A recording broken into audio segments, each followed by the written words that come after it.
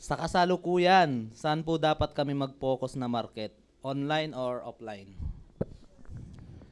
Okay. Ah, sa mga onliner, okay, sa mga offliner po, unti-unti mag-adjust po tayo sa mga offliner. Ang offliner yung mano-mano, tao-tao. Tama? Ginagawa mo ang negosyo hindi sa internet, kundi talagang nagpa-flyer ka, flyerings, tapos pupunta ka sa ibang mga kakilala mo, nag-OPP ka. Sa mga bago po, mag-a-adjust tayo unti-unti kayong mag-join, yun nga, sabi ko, mag-attend. I-educate nyo na unti ang sarili nyo sa online. So, unti-unti po mag-adapt ka na sa online.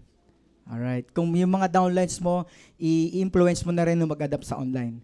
Tapos, yung mga onliner naman po, tuloy-tuloy nyo. Tapos, huwag nyo naman pong kakalimutan yung offline. Kailangan din ang activity na makikita ng mga leaders mo sa ibang bansa na may ginagawa kang online ay offline. So, picture-picture, ganyan, picture-picture. Anyway, magpo kayo mahiya, magpa-picture-picture, magpa-post-post, i-express nyo po na maganda ang business. Wala pong masama mag-express. Diba? Kung ang mga ibang tao nag-i-express ng negatibo sa buhay, like, ay, walang pera, ay, ano ba tong gobyernong ito, ay, patayan, ay, kurakot, sila po nag-i-express ng negatibo sa buhay. Tayo, ang kabaliktaran nila, mag-i-express po tayo ng positive na nangyayari sa buhay natin. Okay? Huwag kang mahiya. Payaman, grabe, ang ganda, sobrang gaan ng buhay. I-claim mo, claim it, claim it. I-claim mo na maganda, pagaan ang buhay mo. Technology po yan para maging mayaman ka. Huwag kang maya, huwag kang tipong, ay, nakakaya sa pinsan ko. Ano sasabihin sa akin? Matandaan ako, nagsiselfie ako. Ay, ano sasabihin ng mga kaklase ko? Papayabang-yabang ako sa pera. Guys, hayaan nyo silang manood. Dapat ikaw ang mag-drive ng buhay mo. Okay. Huwag naka-base ang mga desisyon mo, ang mga action mo sa ibang tao. Sasabihin nila, yung maririnig nila, yung tingin nila, yung pakiramdaman nila. Guys, wala naman silang pakialam sa'yo kung naghihirap ka o wala kang makain eh. Tama. Wala naman, ang iniisip naman nila, sarili nila eh. Kaya hayaan mo, mind your own business, hayaan mo sila. Kung mag-comment sila negative, i-unfriend mo. Oh. Huwag mong awayin. Diba? Soon, diba? Unfollow lang pala, sorry. Soon, diba?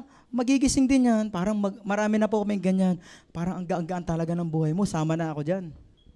So express nyo po yan. Walang masama. Magbato tayo. Ano tayo ng positibong nangyayari sa mundo. Ang labanan sa buhay, influence lang. Mas marami nag-i-influence na positive, magiging light ang mundo, magiging positive ang mundo. Tama po. So, magbato tayo ng liwanag. Sige. Kasi yung mga negative na yan, nasasakupan lang naman yan ng dilim eh.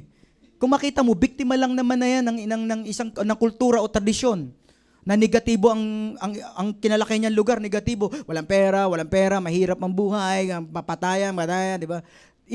Nabiktima lang din yan ng ganong surroundings eh. Ngayon, kung tayo, ganito ang pinag-uusapan, masarap, magaan, madali, yayaman, kikita, sobrang sarap, may milyon. Pag ganun, lumalaki, kumbaga nag-accumulate yung lights, yung egregore natin, lumalawak. So, guys, marami tayong may influensya na taong gumanang buhay. Correct. Yes. So, basta tayo, mag-express ka lang ng good vibes. Good vibes lang, everyday good vibes. Ang sarap, wow, feeling good, feeling great, di ba? Excited, happy, di ba? Ganun. Everyday, sabi nga dun sa The Science of Getting Rich, sa isang books na Multimillionaire Mind, ang pagiging successful daw, pinoproject lang yan. Para kang actor na, di ba, isa kang actor na parang iing character mo lang. Yung parang isasadula mo lang yung, kaya di ba dapat act like a millionaire, talk like a millionaire, and think like a millionaire. Di ba? Dapat walang poverty lumalabas sa bibig mo. Ipo-project mo. Para kang artista na ipo-project mo. Na ito ang karakter mo ngayon. Di ba? Ito ka ngayon, mayaman ka. Mayaman kang negosyante. Businesswoman na mayaman. Isa kang single na young na mayaman. isa kang single mom na mayaman, isa kang housewife na mayaman, isa kang tatay na mayaman, ikakarakter mo lang yun. Tama po. Then, sabi doon, after mga may process lang siya, magiging ikaw na yon. Sa una, pinoproject mo lang. Pero after a year, makita mo, magiging totoo, ikaw na talaga yun. Yung pinoproject mong yun. Yung po, the power of attraction, yun lang po yung ginawa ng mga top earner ngayon at kumikita malaki. Pinroject lang nila yung una. Ginusto lang nila. Correct. Pero kung parang negative ang sinasabi mo, ang pinoproject mo mahirap na buhay. Correct. Kaya ingat po kayo sa lumalabas sa bibig. Gusto niyo pong matest kung gaano ka-powerful yung word? Gusto niyo matest? Tayo po kayo, tayo po kayo lahat. Ayan. Okay, baba po kayo, baba. Ayan. Okay. Okay na po 'yon. Baba na. Kung makita niyo po, ilang kilo kaya lahat kayo? Para buhatin ko, patayuin. Sa salitang isa lang, tayo kayo. Ganun siya ka-powerful. Kaya nga iangat, pwede kang ibaba. Yes. So, ingat po kayo sa pinapakaluan kasi ito pwede itong pumatay, pwedeng magbuhay. Pwedeng mag-angat, pwedeng magbaba. Tama po. So, ganun siya ka-powerful.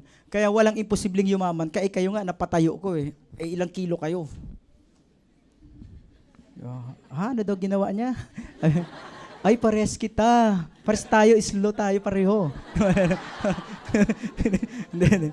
So, ganun po ka-powerful itong salitang to. Kaya ingatan nyo po, para siyang blade, para siyang kutsilyo na pwede mong gamitin pang hiwa sa pagkain, pwede mo siyang pansaksak para pangpatay.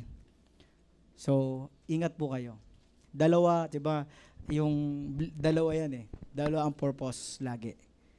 Diba? So, ingat po kayo sa binibitawan nyo. Kung pwede, puro positive lang ilalabas yan. So, dapat related lagi sa pagpapayaman mo, sa pag-aangat ng buhay mo, sa pagpapaganda. Tama po? Alright.